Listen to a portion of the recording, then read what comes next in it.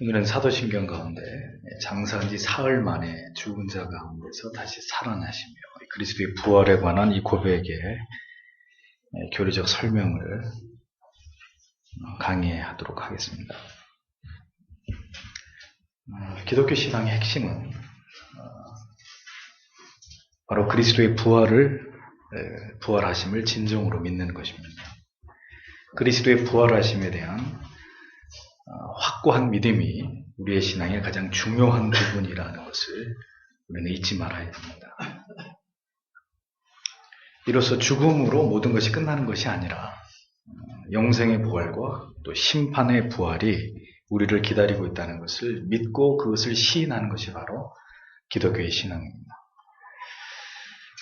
그리스도의 부활이 무엇보다 중요하기 때문에 복음서에는 반드시 이 그리스도의 죽으시고 또 사흘 만에 다시 부활하신 그 이후까지를 상세하게 기록해 놓고 있는 것을 우리에게 보여주죠. 그리스도의 부활하심까지 믿는 것이 신앙에서 가장 중요한 정점이기 때문입니다. 그리스도의 순환당하심만 강조하는 캐톨릭이나 또 실제적인 그리스도의 부활을 부정하는 자유주의 신학은 그렇기 때문에 진정한 믿음이라고 간주할 수 없는 것이고, 그런 신앙도 우리를 구원으로 인도한다고 믿을 것 같으면 성경을 차라리 다시 쓰는 것이 더 나을 법한 가당치 않은 주장이 되는 거예요. 성도가 분명하게 고백해야 하는 것은 예수 그리스도의 부활이 역사적인 사실이라는 것입니다.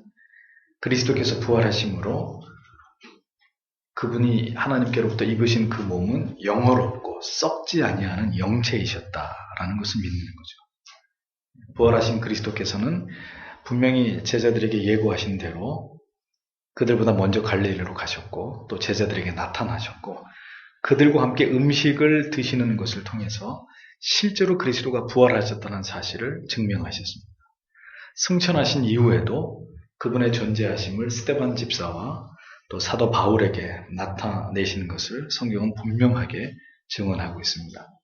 속사도와 교부들 그리고 초대교회 그리스도인들 모두 다 그리스도의 부활이 역사적인 사실이라는 것을 분명히 확신했습니다. 종교개혁자들도 모두 이 부분을 역사적인 사실로 확증하고 확신했습니다. 그리스도의 부활을 만약에 믿지 않는 믿음일 것 같으면 그 신앙의 뼈대는 절대로 세워질 수 없습니다. 왜냐하면 그의 부활하심의 교리는 지금 우리의 신앙의 핵심적인 사안들과 매우 직접적인 연관이 되어 있기 때문입니다.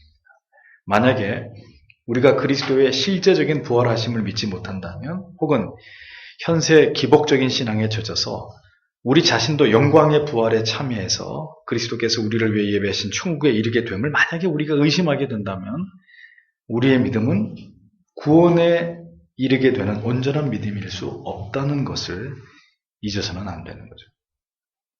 그래서 삼위일체의 교리와 더불어서 성경의 무호성을 믿고 고백하는 것과 함께 그리스도의 부활하심에 대한 이 신앙의 고백은 우리의 신앙을 고백하는 모든 진실된 내용 가운데 그 핵심이고 그 정수라고 말할 수 있는 것입니다.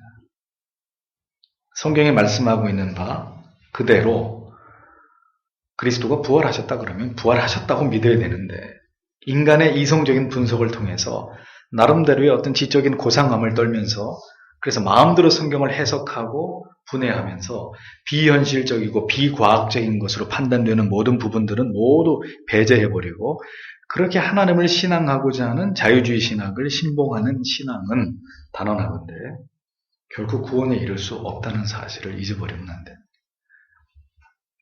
그런 차원에서 칼 바르트에 대한 논의가 새롭게 이루어지고 있는 것은 사실 지금 매우 우려할 만한 상황이 아닐 수 없습니다. 그의 신학을 지지하지는 않아도 연구할 가치가 있다고 페이스북에서 어떤 유명한 조직신학 교수가 논평을 했는데 사실 실소를 금할 수 없는 이야기입니다.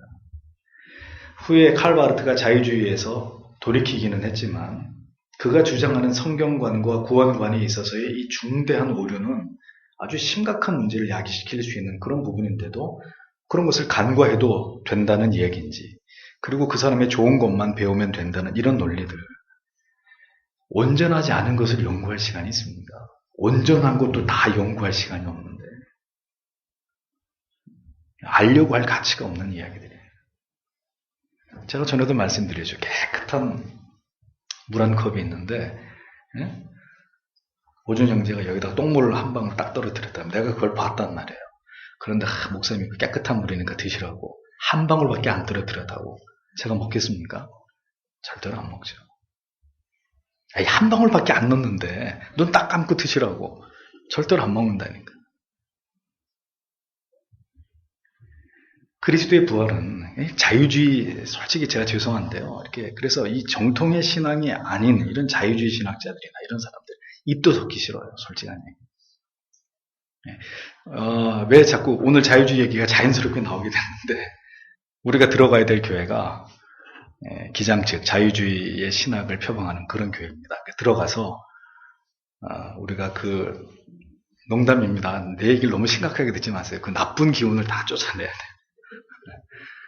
그렇게 성경을 자기들 입맛대로 믿었던 그런 사람들이 예배하던 곳이니까 우리가 가서 정말 그 예배당이 다시 하나님의 거룩한 말씀이 임재가 있는 곳으로 바꿔야 돼요. 이 그리스도의 부활은 성도의 어떤 속죄와 칭의, 그리고 중생과 성화, 마지막으로 성도의 영화의 근거와 보증이 되는 아주 중요한 유익을 우리에게 제공해 줍니다. 예수 그리스도께서 부활하심은 그리스도를 믿고 의지하는 자들에게 자 이제 어떤 실제적인 유익을 주느냐, 교리가 그것을 세 가지로 설명을 하고 있습니다. 첫째는 그리스도의 죽으심으로써 얻으신 의에 참여하게 하신다라는 말인데, 그 말의 의미는 그리스도의 부활이 성도의 죄에 대한 완전한 속죄와 칭의의 근거가 된다는 그런 의미입니다. 그리스도의 부활은 그의 십자가 위에서 죽으심으로 말미암아 우리를 위한 속죄를 완성하셨음에 대한 하나님의 승인이다, 이렇게 봐야 합니다. 죽으심으로 완전한 의를 이루신 구속 사역에 대한 그 하나님의 최종적인 확증이 바로 그리스도의 부활의 사건이다라는 거죠.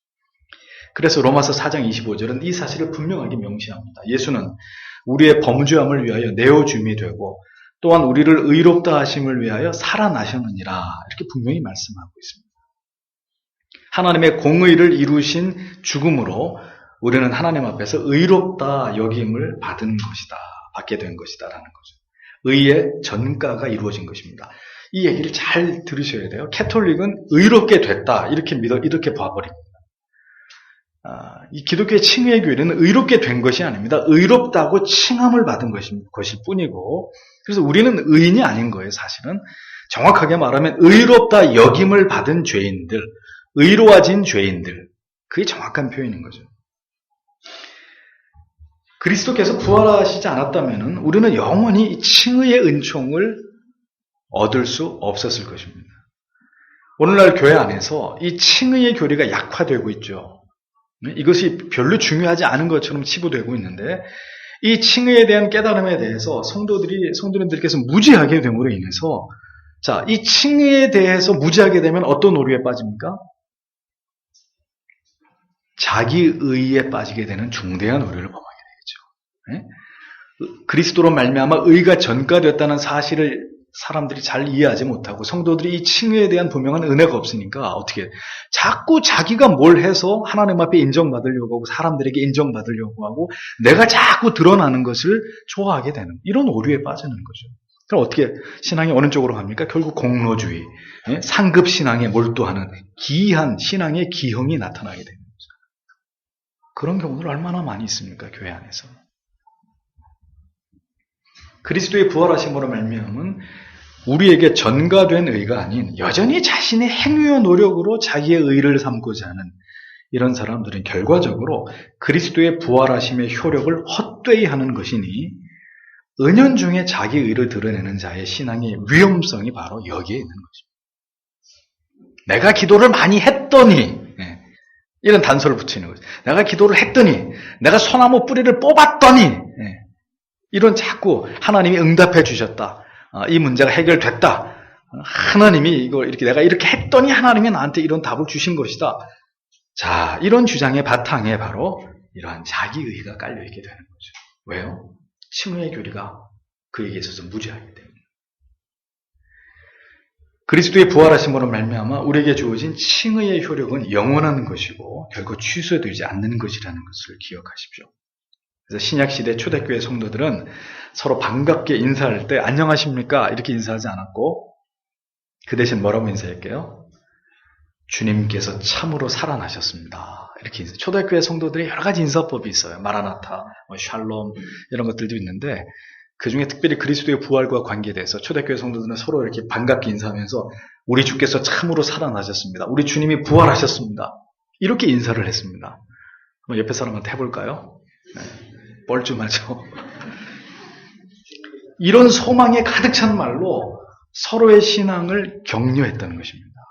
네? 우리는 지금 이렇게 그리스도 예수를 쫓아 핍박과 환난을 받고 있으나 우리 주께서 살아나셨습니다. 고로 우리도 부활합니다. 그 얘기예요. 이 부활신앙으로 이 어려움을 이겨냅시다. 그런 차원으로 주님이 사셨습니다. 주님은 살아나셨습니다. 주님은 부활하셨습니다. 이렇게 인사를 했다. 주님께서 부활하셨기 때문에 우리도 또한 죽으면 영생으로 다시 부활하게 될 것을 간절히 믿고 소망했던 초대교회 성도들의 염원이 그들의 인사 속에서도 담겨져 있었다는 것입니다. 그리스도의 부활하심이 없었다면 기독교의 신앙 역사 속에서 영원히 사라져 버렸을 것입니다. 그리스도의 부활하심을 믿는 이 믿음 때문에 우리는 모든 사탄의 고소와 정죄의 화살을 칭의의 방패로 막아낼 수 있는 것이고 우리가 죄를 범해서 양심의 고통을 느끼게 된다 할지라도 그리스도께로 나아가서 우리의 모든 죄를 고함으로 말미암은 사유의 은혜를 통해서 우리가 날마다 새롭게 다시 일어날 수 있는 오뚜기 같은 그런 신앙을 이어갈 수 있는 것이라는 거죠. 늘 말씀드리지만 우리가 예수를 믿는다고 하면서도 이런 어떤 신앙의 중요한 교리적인 정리가 우리 안에 안 돼 있는 사람은 신앙 자체가 질이 멸렬할 수밖에 없어요. 갈팡질팡 맨날 잘 믿는 것 같다가도 쑥 꺼져버리고 방황하고 혼란스러워하는 그런 신앙이 지루하게 계속될 수밖에 없어요. 우리가 의롭게 되는 것은 우리의 노력이나 공로가 아니라 그리스도의 부활하심으로 말미암은 대속의 공로이고 그 결과가 바로 우리의 영생이라는 사실을 언제나 우리의 신비에 곧게 새기시는 여러분들이 되셔야 합니다. 이러한 고백에서 비롯되는 신앙은 절대로 천박하거나 가볍지 않습니다. 이렇게 손바닥 뒤집듯이 맨날 이렇게 변덕 부리고 이런 믿음이 결코 될 수 없습니다. 그리스도의 부활을 확신하는 신앙은 날마다 죄에 패배하고 쓰러지게 되더라도 그러한 자신을 정직하게 대면하면서 그리스도의 십자가 앞으로 담대하게 나아가는 그런 믿음으로 언제나 우리 안에 곧게 그 믿음이 세워지게 된다는 것을 분명히 이해해야 될 필요가 있죠. 결국 우리의 이 구원에 대한 지식이 잘못되었기 때문에 우리가 죄를 다루는 문제에 있어서 여전히 미숙할 수밖에 없는 거예요. 확고한 교리적 정리가 이루어지지 않은 신앙은 그래서 자꾸 아까도 얘기했다시피 질이 멸렬한 신앙의 반복 속에 갇혀 있게 됩니다. 그리스도의 부활하심의 그 유익을 알고 믿는 신자만이 언제나 십자가 아래서 우리가 얻게 되는 위대한 우리의 모든 죄를 사하시는 그리스도의 은총을 날마다 맛보는 삶을 살아가게 됩니다. 그러니까 이런 정리가 잘 안 되면은 교회 와서는 신자 같은데 세상에서는 막 죄를 짓고 왔다 갔다 하면서 결국 자기 정체성이 이렇게 무너지게 되는 거예요. 내가 지금 나는 뭐 하는 사람인가? 나는 예수를 믿는 사람인가? 나는 구원받은 사람이 맞나? 이런 어떤 영적인 자괴감이 밀려오면서 그러다가 이제 그래도 신앙의 뿌리를 신앙의 그 끈을 붙들고 가면 다행인데 어떻게 돼요? 세상으로 튕겨나가. 이렇게 믿는 것도 아니고 안 믿는 것도 아니고 이렇게 사느니 그냥 깨끗하게 그냥 덮고 살자. 세상에서 그냥 마음대로 사는 게 낫겠다. 튕겨나가는.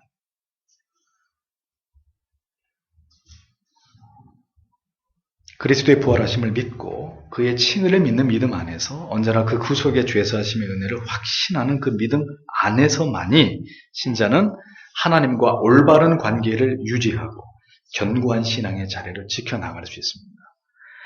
그래서 여러분 잘 이해하셔야 돼요. 그래서 늘 기도하실 때 저도 한동안 그런 기도를 많이 했습니다. 하나님 지성의 문을 열어달라고.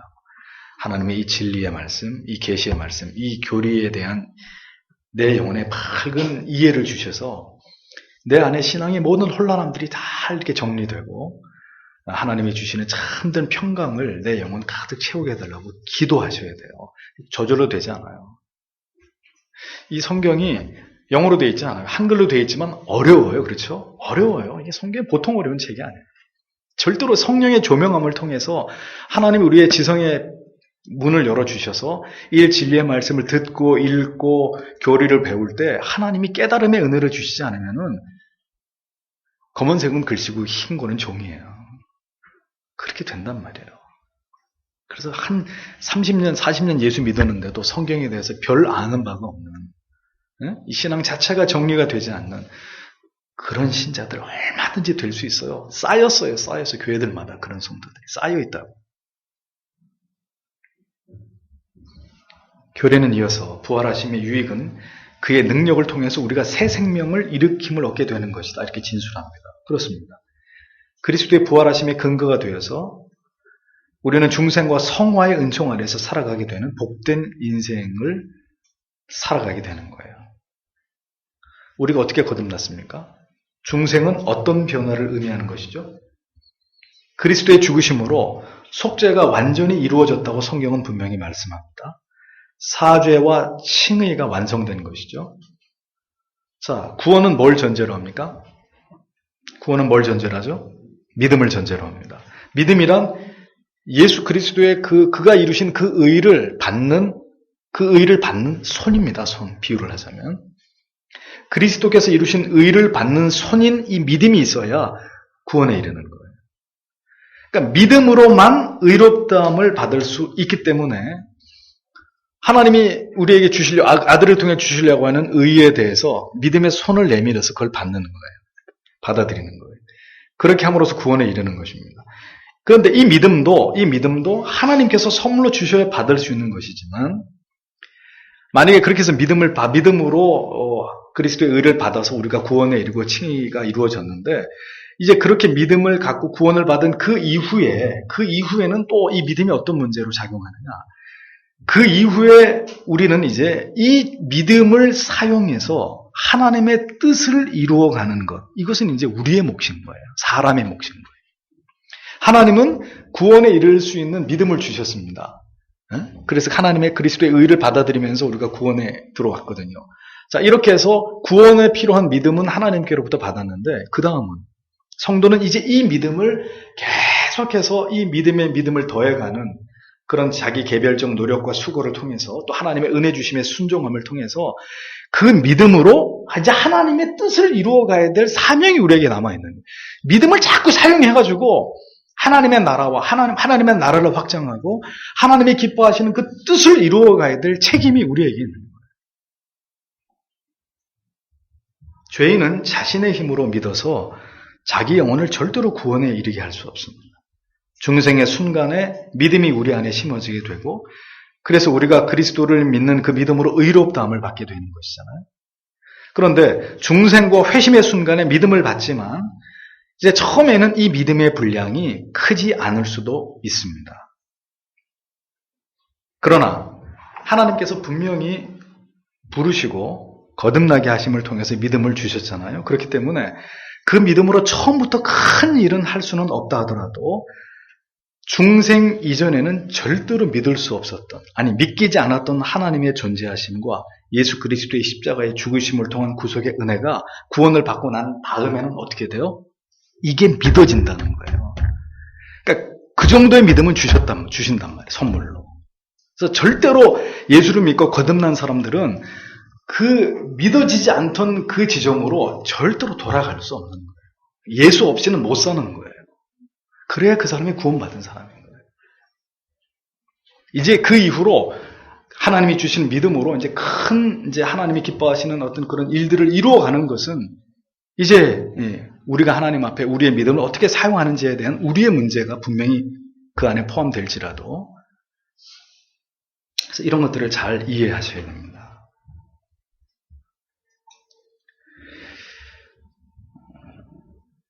이 믿음이 우리 안에 역사해서 내 자신이 진노의 자녀임을, 씻을 수 없는 죄인임을 알게 하고, 그로 인해서 내게는 그리스도가 절대적으로 필요한 존재이심을 깊이 자각해 하는 중대한 영혼의 변화를 만들어내게 되는 것입니다.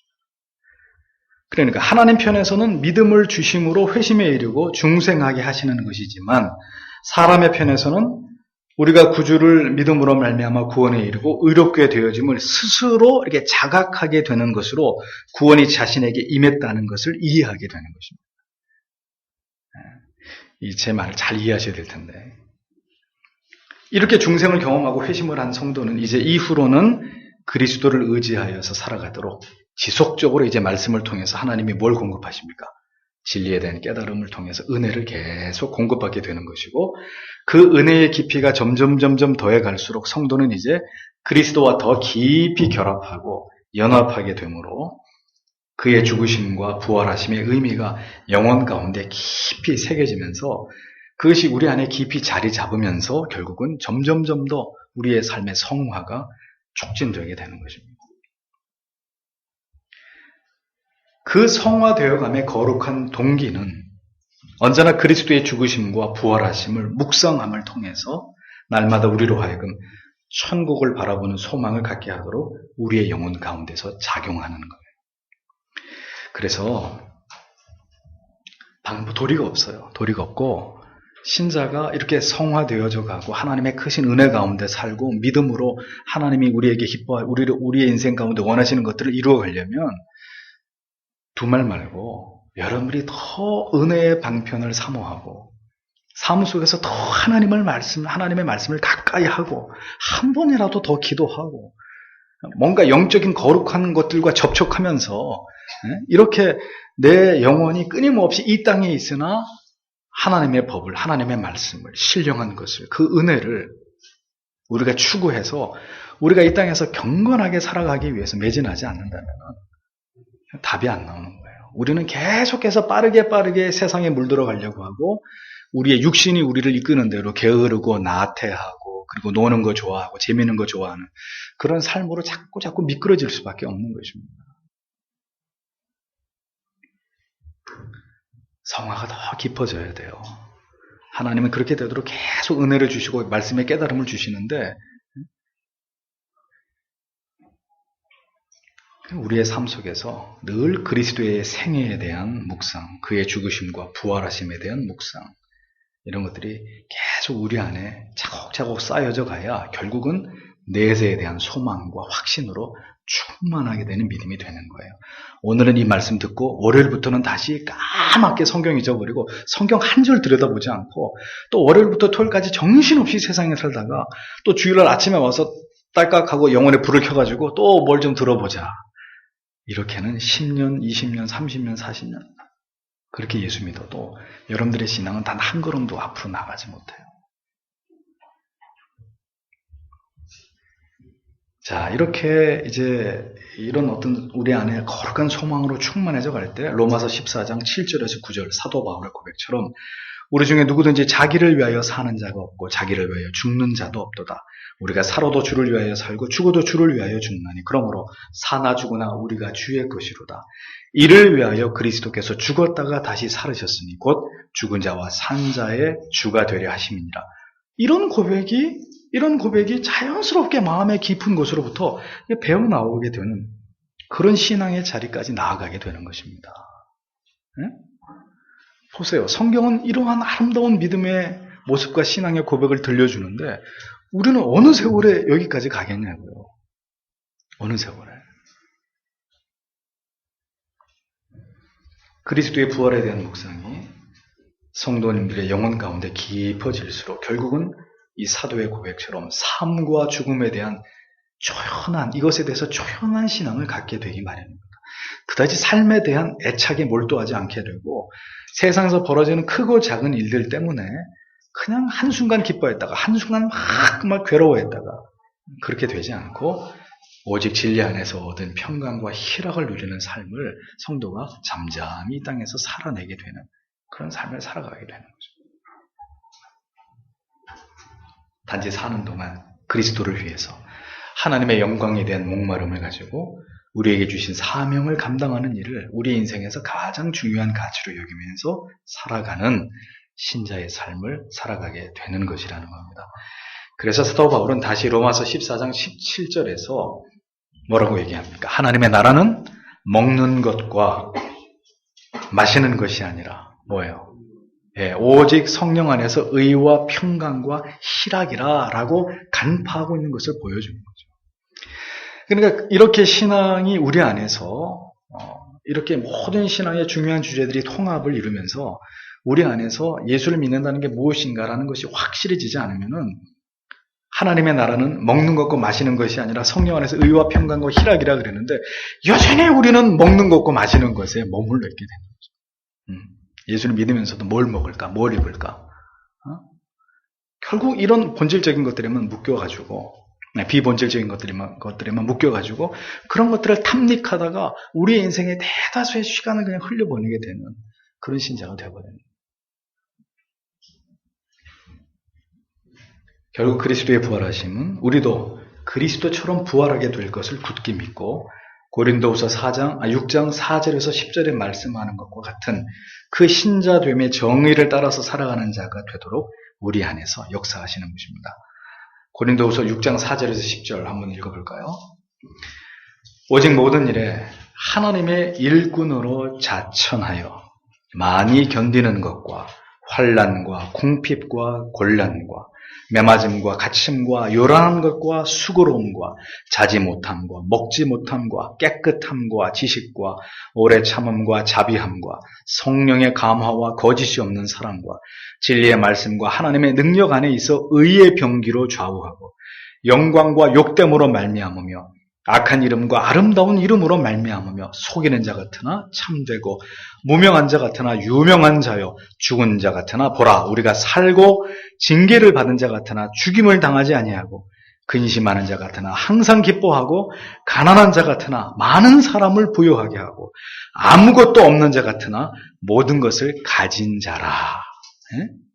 이것이 바로 그리스도의 부활하심을 통해서 그것에 굳게 뿌리 박은 성도의 모습이다라고 성경은 우리에게 보여주고 있는 이것이 성도의 정체성이다라는 거예요. 아니 모든 일이 잘 되고 부족함이 없어서 하나님 찬양 받으십시오 할렐루야 하나님 영광 그거 누가 못해요 누가 누가 그렇게 못 사냐고 그거는. 근데 그렇게 돼도 그렇게 하지 않지만 이 고린도후서의 말씀을 보십시오. 고린도후서 6장 4절에서 10절 말씀. 이 역발상의 믿음을 가지고 어떤 가운데서도 주님을 의지함으로 세상에서는 이렇게 우리가 온갖 이 어떤 불합리하고 불이익을 당하고 고통당하는 위치에 있지만 우리는 그런 자가 아니라고 내 자신을 여기면서 또 하나님이 나를 그렇게 여겨주시기에 그런 모든 것들을 넉넉하게 감당하고 이겨나가는 자들 절대로 퇴보하거나 패배하지 않는 자들 영적인 불도저 같은 그런 인생들을 성경은 성도라고 얘기하는 것입니다. 그것이 믿음을 가진 자, 예수 부활을 믿는 자의 삶에 나타나는 게 표징이라는 거죠. 증거라는 겁니다. 그리스도의 부활하심을 확신하는 성도는 그래서 절대로 현실에 안주하지 않습니다. 어떤 어려움이 있어도 계속해서 저 천성을 향해서 전진해 나아가고 또 나아갑니다. 우리 옛사람의 자취와 흔적을 볼 때마다 자기를 부인하고 자기를 쳐서 복종시키면서 더 그리스도를 닮아가고자 하며 혼신의 노력을 다하는 사람들이 되는 것입니다. 주님을 위해서, 주님의 몸이신 교회를 위해서, 거룩한 나라와 그 뜻을 위해서 충성을 다하는 즐겨 순종하는 하나님의 자녀의 삶을 살아가게 되어 있는 것이라. 그리스도의 십자가만을 굳게 붙들고 그 영광스러운 부활하심을 묵상할 때마다 우리에게도 장차 다가올 그 영광스러운 부활을 우리가 고대하게 되는 것이고 그렇게 날마다 넘어져도 또 일어서면서 우리의 부활의 보증이 되시는 그리스도를 바라보면서 이 땅의 모든 수고와 슬픔뿐인 삶을 소망 가운데서 우리가 완주해낼 수 있는 거예요. 어떤 사람이 부활신앙으로 충만하겠습니까? 어떤 사람이? 그리스도의 부활을 깊이 묵상하는 사람. 어떤 사람이 내세 신앙으로 충만하겠습니까? 어떤 사람이 자기를 희생할 수 있겠습니까? 예수 믿으면 잘 돼야 된다 이런 생각으로 머리끝부터 발끝까지 꽉 찬 사람이 그렇게 살 수 있을까요? 불가능한 일이죠. 날마다 그리스도의 십자가의 그 죽으심과 그 부활하심의 그 위대한 진리를 날마다 묵상하고 그것을 소망하는 사람이라야 자기를 던질 수 있을 때 과감하게 던질 수 있는 것이고, 죽음으로써 부활할 수 있고, 부활 이후에 영원한 삶이 나에게 예비되어 있다는 사실 때문에 자주자주 천국을 그리워하고 소망하는 내세 소망으로 충만한 성도가 되는 것이죠. 그래서 교회는 자꾸 이 땅에서 두 발 붙이고 살아가는 성도님들에게 이 땅의 얘기를 하면 안 되고 자꾸 하늘의 얘기를 해주는 것이 되어야 되는 거죠.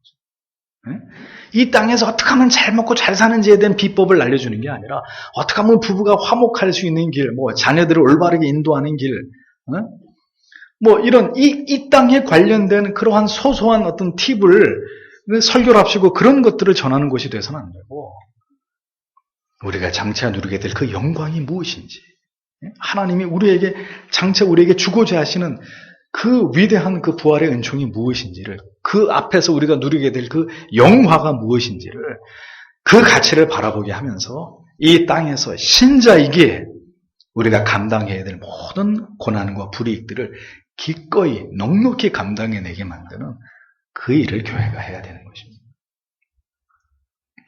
그렇게 그리스도의 부활하심으로 말미암은 그 풍성한 유익을 깨닫고 그 유익을 이 땅에서 맛보시면서 사시다가 추호의 의심도 없이 주님의 그 부활하심의 영광 가운데 참여하시는 여러분들이 다 되시기를 바랍니다. 기도하겠습니다.